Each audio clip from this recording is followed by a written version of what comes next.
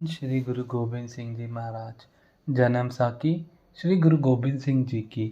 भीमचंद का प्रसादी हाथी तथा तंबू देखना।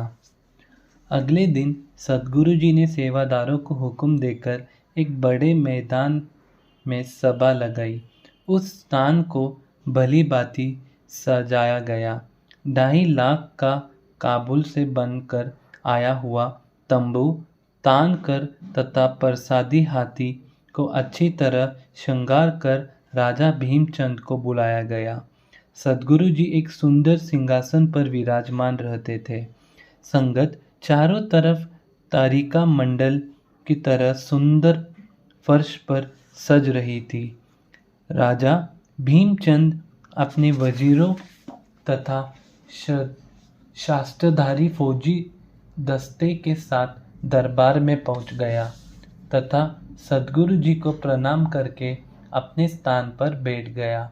इसके उपरांत बारी बारी वजीरों तथा अहलकारों ने सदगुरु जी को नमस्कार किया तथा दर्शन करके बैठ गए। भीमचंद तथा उसके दरबारी तंबू को देखकर बहुत हैरान हो गए। भीमचंद तंबू की सुंदरता को इस तरह नजर लगा कर देखता रहा जैसे चांद को चकोर देखता है। उसे यह भूल गया था कि वह कहाँ बैठा है तथा दिन का कौन सा समय है। कुछ देर की खामोशी के बाद उसने दीवान नंद चंद से पूछा कि यह किस देश से बनकर आया है तथा इस पर कितना खर्च हुआ है। मैंने ऐसा सुंदर तंबू पहले कभी नहीं देखा। नंदचंद ने बताया कि यह काबुल से गुरुजी के मसन ने बनवाकर भेजा है तथा इस पर 2.5 लाख रुपया खर्च आया है। एक ऐसा तंबू बादशाह औरंगजेब के पास भी है, पर वह इस जैसी शान वाला नहीं है।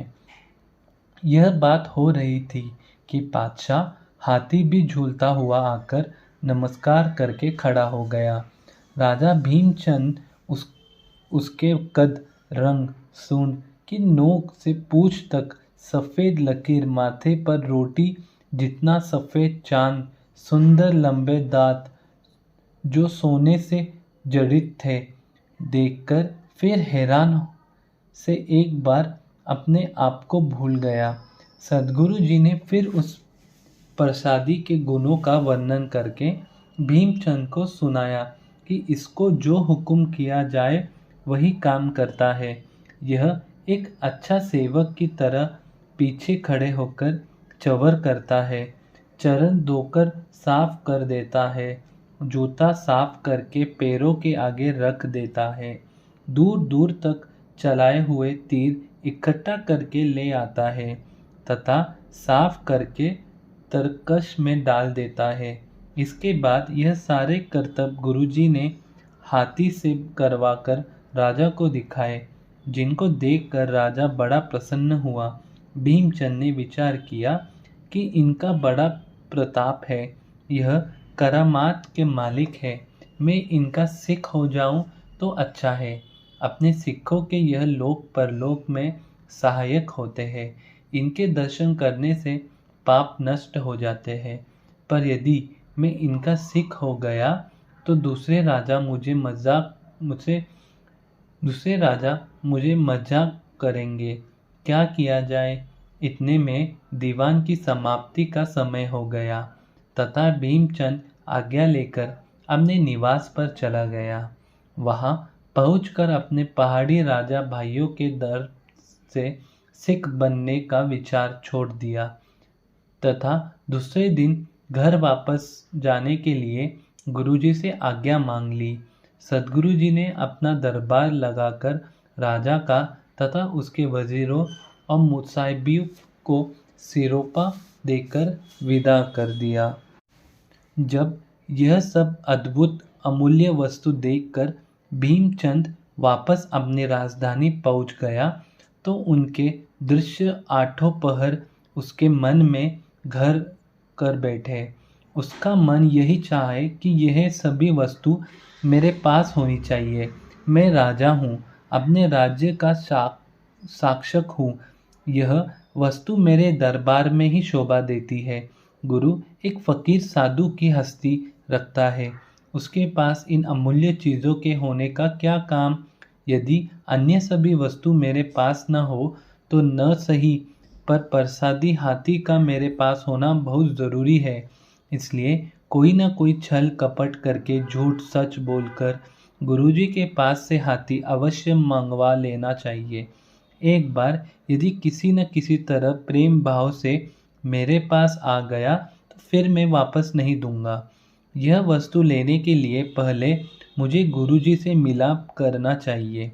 यदि मिलाप से काम न बने तो फिर रुपयों का लालच देना। समझदारों ने लिखा है, इन दोनों तरीकों से सफलता न मिले तो फिर उनके घर में वजीरों और मुखियों के बीच दरार डालनी चाहिए। लेकिन यदि यह तीनों तकीर भी असफल हो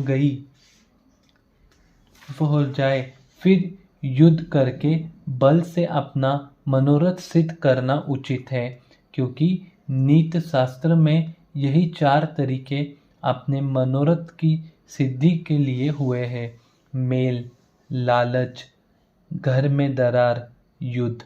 इसलिए मुझे इनके अनुसार ही चलना चाहिए।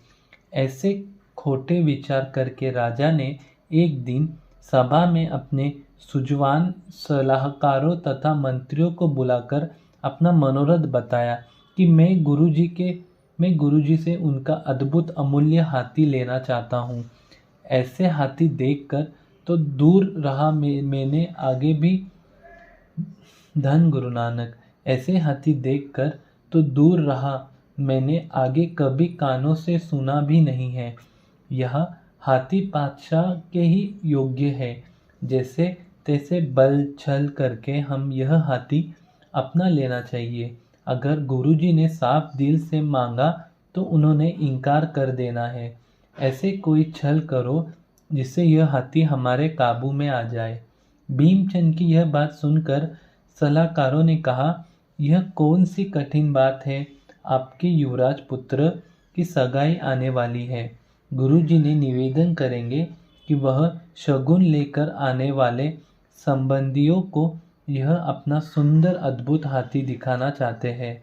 कृपा करके कुछ दिनों के लिए हमें अपना हाथी दे दो। कार्य समाप्त होने पर आपका हाथी वापस दे दिया जाएगा। मंत्रियों की यह योजना सुनकर भीमचंद बड़ा खुश हुआ और कहा, यही मेरा सलाह थी। आपने बड़ी बुद्धिमानी वाली बात की है। यह सलाह आप पक्की करके भीमचंद ने अपने एक वकील को बहुत समझा बुझाकर सद्गुरु जी के पास आनंदपुर भेज दिया। आनंदपुर पहुंचकर यह वकील बड़ी सच धज से सद्गुरु जी के पास हाजिर हुआ। सद्गुरु जी अपने सिंहासन पर विराजमान थे। मामा कृपाल चंद, नंदचंद दीवान तथा संगो साहब 5 सुरमा भाई आपके पास शोभा दे रहे थे तथा दर्शन के इच्छावान संगतें अपनी भेंटा लेकर हाजिर हो रही थी। मेवड़े अरदासे करके भेंटे हजूर में रख रहे थे। सद्गुरु जी अपने कृपा दृष्टि से दासों की मुरादें पूरी करने के लिए उपदेश तथा खुशियाँ प्रदान कर रहे थे। धन श्री गुरु गोबिंद सिंह जी महाराज। धन श्री गुरु गोबिंद सिंह जी महाराज।